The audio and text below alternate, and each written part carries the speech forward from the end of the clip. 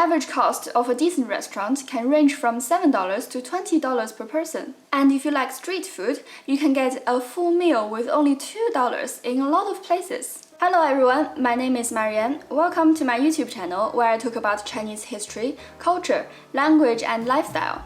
If you're interested in these topics, make sure to subscribe to my channel and press the bell button so you'll be notified when I upload new videos every week.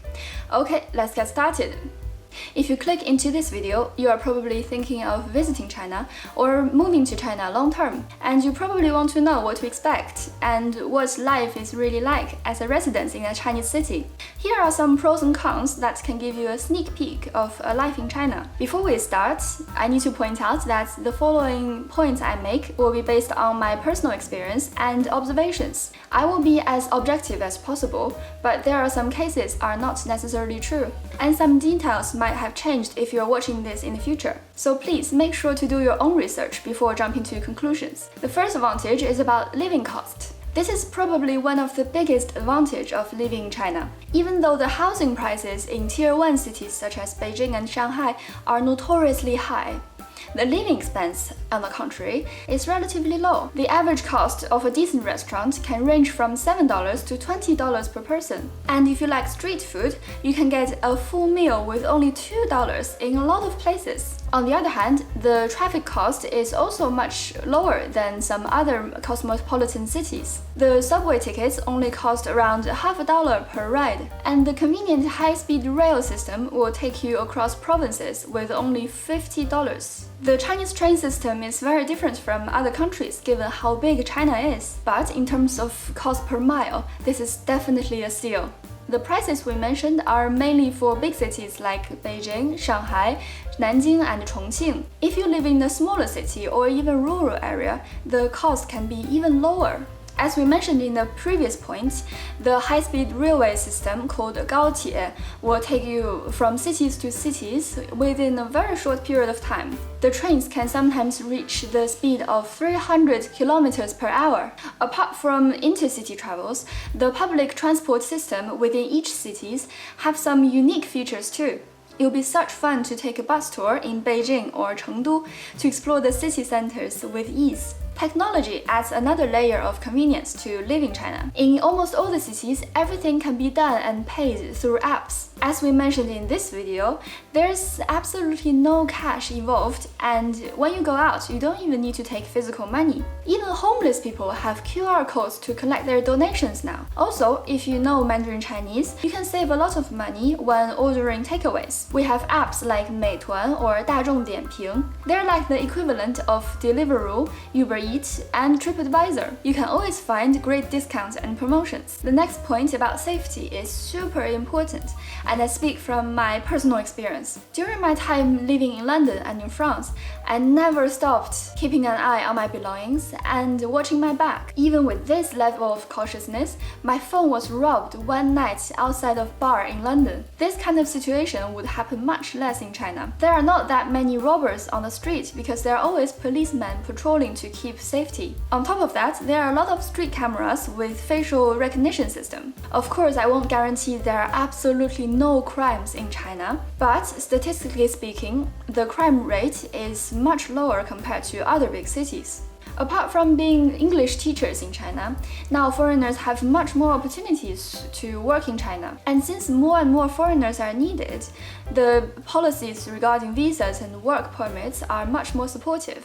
You can go to China to study, to work as an engineer, for example, or to help your company to break into Chinese markets. Even under the conditions of US and China trade war, there are a lot more opportunities opening up in public relations, international trade consulting, and intercultural business. Having said all of the wonderful things of living and working in China, there are still some disadvantages that you need to be aware of. The language barrier and cultural difference are always there, and that's actually what my channel is all about. I want to bridge the gap in terms of language, culture, and mindset so that you can understand the country in a more authentic way. Now, I understand that Mandarin Chinese seems extremely difficult for people from English background or other language environments. However, if you use an effective method and you are willing to put in the work, The payoff is huge. Also, you don't need to be super fluent in Mandarin Chinese to survive in China. A basic level of reading and listening comprehension and an intermediate level of speaking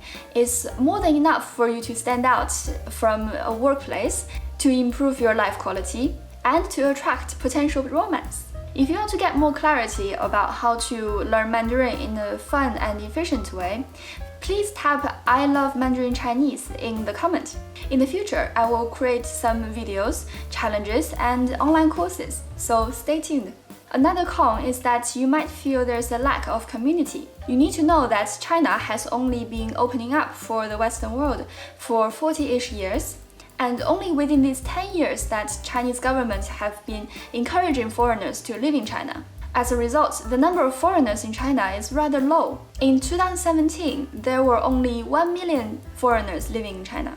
Therefore, it will be a bit hard if you want to have a sense of community of your own nationality. It is high time that you get out of your comfort zone and make some local friends. This way, your Mandarin Chinese will improve much faster, and you can get the first-hand access to the Chinese culture and society. This disadvantage is based on my personal observation. Comparing Beijing and London, Beijing is 4 times bigger than Greater London, but there are much less bars and clubs in Beijing, and they're so scattered in different places, and it will be so inconvenient if you don't have a car. Shanghai is better on that regard if you have a colorful nightlife, but still not the same level as the other cities like London, Hong Kong, or New York. After 1.5 years of living in London and being used to the colorful nightlife, this was the only thing that disappointed me when I went back to Beijing. However, if you are not a party animal and you prefer a cozy night in, then the lack of nightlife certainly won't be a problem. You can find much more 24/7 convenience stores,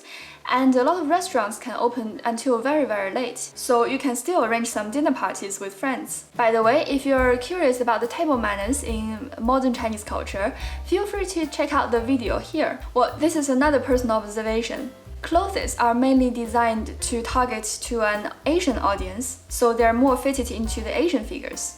High street brands like Zara and H&M sometimes distribute different lines in Chinese market, which means you might have less choices if your body type is not in the petite category. So before moving to China, make sure to do some research on your favorite brands. But the good thing is we have Taobao, that is Alibaba in China. The e-commerce giant will definitely make sure to deliver your favorite clothes or other products to your doorstep as fast as possible. Okay, that's it for today. Here are the 4 pros and 4 cons of living in China. What do you think of them? What other challenges you think you might face? Please leave a comment down below. Also, don't forget to give this video a thumbs up, subscribe to my channel, and follow me on Instagram for more Chinese culture and ancient Chinese proverbs. If you want to know more about Chinese culture fun facts and what life in China really looks like, check out my other videos right here.